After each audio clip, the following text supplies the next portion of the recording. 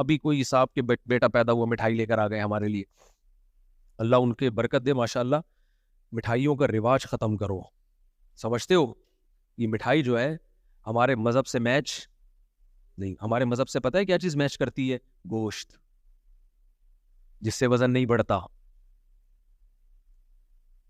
ہمارے نبی نے بچہ پیدا ہونے پر مٹھائی کا حکم دیا یا بکرا کاٹنے کا حکم دیا ہے؟ بولتے کیوں نہیں؟ گوشت. تو ہمارے نبی تو ہمیں گوشت خور بنانا چاہتے ہیں جس سے وزن بڑھتا نہیں ہے, اور ہم کیا کرتے ہیں؟ ہر خوشی پہ کیا کر رہے ہوتے ہیں؟ مٹھائی. تو ہم لوگوں کو لڈو بنانا چاہتے ہیں. کیا خیال ہے بھائی؟ ہم لوگوں کو کیا بنانا چاہ رہے ہیں؟ لڈو. یہ میرا بیان جو ہے نا, آپ کہیں گے مفتی صاحب کس ٹائپ کا بیان لے کے بیٹھ گئے ہو آپ. یہ میں وہ باتیں آپ کے سامنے کر رہا ہوں جو ہماری سوسائٹی کی نیڈ ہے. دیکھو, اسلام کی خوراکوں پہ اگر غور کرو گے نا تو پتا چلے گا کہ اسلام آپ کو ایکٹیو بنانا چاہتا ہے, اسلام آپ کو سست نہیں بنانا چاہتا. ہمارے جو دیندار حضرات ہیں یا مسلم قوم ہے, ان کی خوراکیں ایسی ہیں کہ یہ کمبخت چست ہو ہی نہیں سکتے. تو جو چست نہیں ہو سکتا وہ مذہب پہ کیسے عمل کر سکتا ہے؟ نہیں آ رہی میرا خیال ہے بات.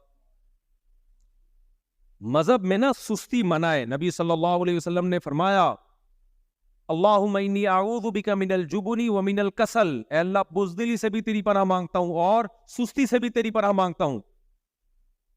اسلام ایک پورا پیکج ہے.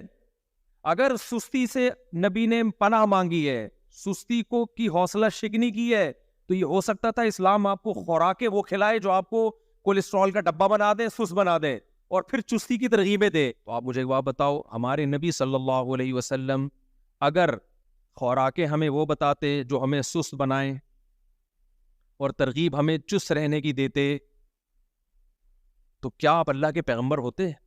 بولتے کیوں نہیں؟ پھر ہوتے اللہ کے پیغمبر؟ پھر نہیں. آپ کو پتا ہے یہ جو کھانا پینا ہے نا, یہ ہمارے مذہب کا بہت اہم ٹاپک ہے, یہ ہلکا نہیں ہے.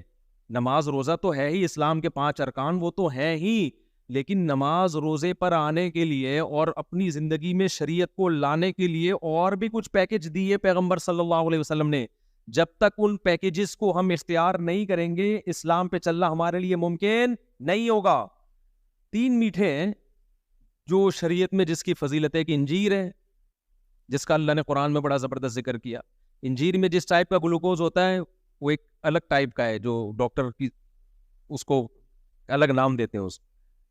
دوسرا ہے شہد, اس میں بھی ڈیفرنٹ ٹائپ کا گلوکوز ہوتا ہے. اور تیسری چیز ہے کھجور, اس میں دونوں طرح کا گلوکوز ہوتا ہے.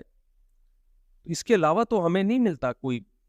ادھر سے آپ صلی اللہ علیہ وسلم نے کوئی جلیبی کبھی کھائی ہو, یا کبھی آپ صلی اللہ علیہ وسلم نے برفی کھائی ہو, مٹھائیوں کے نام ہے ہی نہیں. کھا لیں آپ, ہم بھی کبھی کبھار کھا لیتے ہیں, اس پہ مذہب کا لیبل بولو